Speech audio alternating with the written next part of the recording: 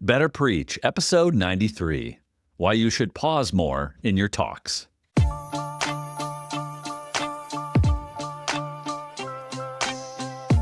Welcome to Better Preach, a podcast for Catholic leaders on developing and delivering great Catholic talks.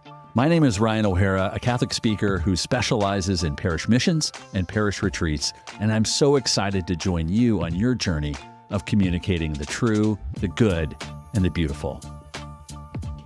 So I've been asked many times over the last couple of years as I've been doing this podcast, Better Preach, on my favorite episode, but also what have I learned as a speaker from this podcast. And I've learned many, many different things in terms of how to prepare, what a prayer life looks like, and a number of different kind of spiritual realities around teaching and preaching. Anyway, there's been so much learning, and I could point to so many different episodes that I love. But the one that I consistently go back to as probably the thing that impacted me the most, especially early on, was from my episode with Paul George, a good friend of mine, episode 10. Check it out. And he talked about internalizing the message. And one of the things in particular, very practically, he talked about was how important the pause is in talks and how to effectively use the pause and why to use it. And gosh, that stuck with me. And I thought, I'd love to talk about that. And I sort of explored it more over the last couple of years. And I'd love to share a few things that I've learned in particular, building off of really what Paul shared back in the summer of 2022 on episode 10. So please do check that out. In the meantime, I would love to connect with you on Instagram at Better Preach. And also, if you have any feedback on the show, please do reach out, ryanohara.org/betterpreach. There's a little contact form there, or you can go right to Apple Podcast or Spotify and leave a written review and a rating. That would be awesome. Let's get into it.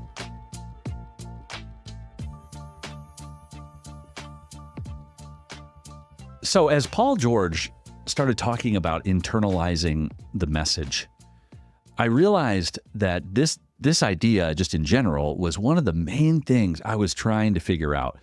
I was really trying to wrestle with how do we speak to audiences and not be beholden to our notes. And he talked a lot about the principle not of memorizing the message, but internalizing the message, becoming so familiar with it that you can speak about your content extemporaneously because it's really a part of you. You don't have to memorize it, but you do need to internalize it. And boy, that was a helpful shift in my mind because I thought, I think that's doable. I can have the notes there as needed, but I need to share this in such a way that I am deeply familiar with it, that if my notes blew off the stage, I'd be okay. And one of the things that helps is just naturally is being willing to pause. So if you're internalizing the message and you're not trying to stay beholden to your notes and like you're reading a script, that's going to take some time where you may need to pause for a moment, collect your thoughts, and then proceed. Now, hopefully you can't do that every sentence and you've got to use that, at the end of a sentence, but a pause can actually help you kind of collect your thoughts and determine where to go. He said the other thing is we don't realize that the audience actually appreciates it, that we can speak and teach and preach faster than people can process it. And that's generally the case. And I know that in part because as I'm taking notes in a talk and I'm trying to kind of keep up and really get kind of the key ideas, I can't write it down and I can't really reflect on the material if there aren't some breaks here and there. And so I was like, yeah, that's right. I didn't realize that so often people just don't use the pause and it's missing. And so that really got me thinking about, wow, this idea of the pause is so much more useful both for the speaker and the audience than I had ever thought about. So kudos to Paul George for really putting me onto this, and it's really helped. And so I want to share a couple things. First, why don't we use the pause. And then I want to share 3 reasons why I think it's so important and so helpful. So why don't we? Why don't we use a pause or a couple of pauses in our talks? Well, first of all, one of the main kind of audio mediums that we're used to is radio, and even podcasts. The cardinal sin in radio is dead air. And a pause in our minds can feel like that dead air. It feels like even though there's only 2 or 3 seconds have passed, it could feel like an eternity. And people are wondering, is this thing on? Is this work? Like what's going on? Where'd they go? Well, that's not the case in a live presentation. There's body language. There is a relationship between the speaker and the audience. If you pause with confidence, people can see that you're not necessarily straining for words, but that you're preparing for what's to come next. So when you're live, there's really no such thing as dead air. Now, that said, should the pause move into 10, 15, 20, 30 seconds, that's different. That's not what I'm talking about. Generally, when I say the power of the pause, I'm thinking 2 to 3 seconds. When you're giving a talk, that's not dead air. That's just you pausing, collecting your thoughts with intentionality, and then moving forward. All right, so that's the first reason why I don't think we do it, because we compare it to the cardinal sin of audio, which is dead air. The other, I think the big reason is it makes us feel kind of exposed or to appear unprepared or unprofessional. And that can be real depending on how you do the pause. If you have like one big filler word or one big look, I just did it. So you finish a sentence and then all of a sudden you go, like that's not an effective pause. That's annoying. That's distracting. And so that can be for sure unprofessional. And in fact, one of the things I'll talk about is how the pause can actually help you get rid of filler words.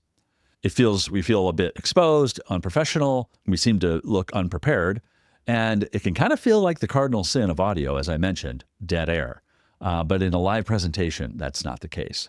And so I want to share 3 reasons why I think it is so important. And I think you ought to utilize the pause more often in your talks. Okay, 3 reasons. Number 1, the pause can be used for effect. And this is, I think, the most important way in which the pause ought to be brought into our talks. When you're speaking for 25, 35, 45 minutes, that's a lot of words. And at times it could feel like one long run-on sentence. Imagine if you were writing out an essay and you didn't use any punctuation and you didn't use new paragraphs or you didn't indent. Just visually, you would not want to read that. Well, the same thing is true for a talk.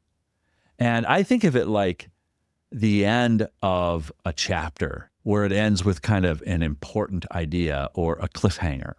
And so when you come to a very important part, a line in your talk that you've really worked on, you've thought about, you've prepared, you want to make sure that it lands. For effect, then, I say implement the pause. In fact, what I'd encourage you to do the next time, look through your talk, see 2 or 3 moments, 1 or 2 moments in the talk that you think, this is a point that I really want to land with the audience. And I want it to linger with them. I want them to think about it and ponder it. What you simply do is in my talk preparation, I might write pause, right into my talk notes. And then when I do it, I'd say count to 3. 1, 2, 3. That 3-second pause will be enough to really allow that message to ring out. And then you continue apace from there. And if you planned the next time you speak 1 or 2 of those moments, I think you'll see its power and its impact. And I wonder if some people would even come up to you and say, man, that line that you said really hit me. It was great as you paused for me to really think about what you were saying. So number 1, why do we use the pause? Well, we use it for effect, for great points to land. The second reason that we use the pause, we're doing it for the sake of the audience. You know, Paul George made that great point. He's like, I'm going to be speaking faster than people can process. And really, that's true of most any talk. The audience will actually appreciate the fact that you're giving your talk, your ideas, some space to rest, for people then to kind of catch their breath and to reflect on your words. I think this can be a really powerful way for you to support the audience in digesting what you're sharing. You'll see not only does it help you land really important points, if you do it, a few times throughout the talk, you really allow the audience to catch their breath and to reflect on what you're sharing. Finally, when you start to implement the pause, it's not just for effect and it's not just for the audience. I think it's for you for 2 reasons. To carefully choose your words, but also to help remove filler words from your speech. Because we don't pause, we'll use filler words in our speech to be able to kind of circulate around to figure out what's coming next. As I've used the pause more in talks, I'm using fewer and fewer filler words. Because what I'm choosing, to fill the space between sentences and between paragraphs and between big ideas is that kind of confident pause. Okay, so it can help you. It can help you to choose your words more carefully, and it can help you to sort of get rid of those annoying, kind of pesky filler words. One thing that I will note, as I've thought about this more, I thought, the pause works best if your tempo in general in your talks are varied. Imagine if the tempo that you generally speak at for an entire talk is fast and you try to throw a pause in there. I think that will feel a little bit off, maybe a little bit weird. You're trying to make this point and all of a sudden you're getting to the end of the sentence and then you pick it back up again and you keep going, that feels a little bit stilted.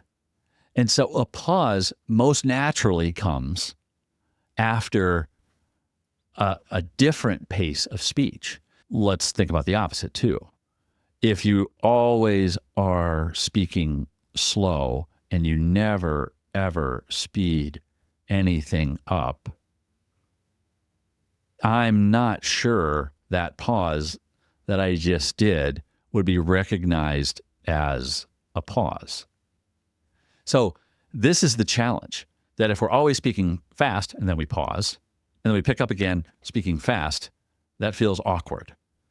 But if we're always speaking slowly and then we pause, was it a pause? I don't know. And so I would suggest, as you look at the power of the pause, that you also need to look at the way in which you use tempo in your talks. That there's a fast, medium, and slow. And all of that tempo needs to be varied throughout the talks, because that's how we talk in general in conversations. We get excited and we start going and we bring some energy to it and we talk a little bit faster, or we're a bit more reflective and we choose our words deliberately. And those 2 things make a difference. And then I would say there's medium, which is just maybe the normal pace that you speak, and that feels a bit more conversational. And so I think to use the pause effectively, you also need to kind of couple that with varying the tempo and being mindful of that. I know that this is probably not the very first thing that someone who's growing as a teacher, preacher, speaker needs to be thinking about.